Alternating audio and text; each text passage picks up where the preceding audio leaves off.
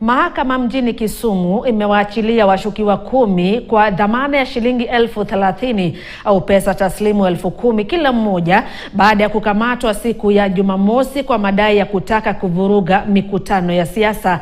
Hakimu mkuu Benson Ireri alisema upande wa mashtaka haukuonyesha ushahidi na sababu za kutosha za kuwanyima dhamana, akiagiza washukiwa kuripoti katika afisi za upelelezi siku moja kila wiki. Kesi hiyo itatajwa tarehe 10 mwezi Machi.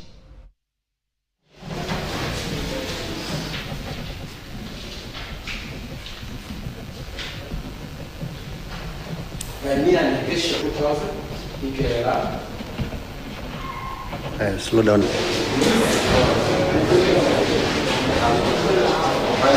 That under Article 49, subsection 1, subparagraph H, the respondents have a right to be released on bail unless there are compelling reasons to detain them. It was further submitted that continuing investigations or the matters raised by the applicant, those investigations can be done not necessarily when the respondents are in custody. In this matter, the suspects were arrested on 21st February 2026. They have been in custody for 3 days.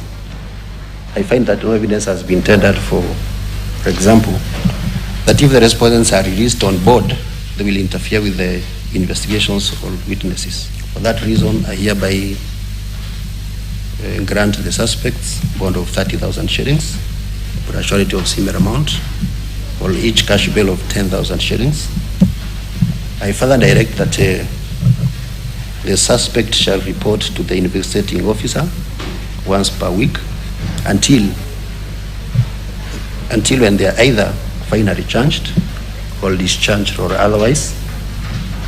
And this matter shall be mentioned after 14 days from today to confirm completion of the investigations or charging of the suspect or discharge. Chama cha walimu nchini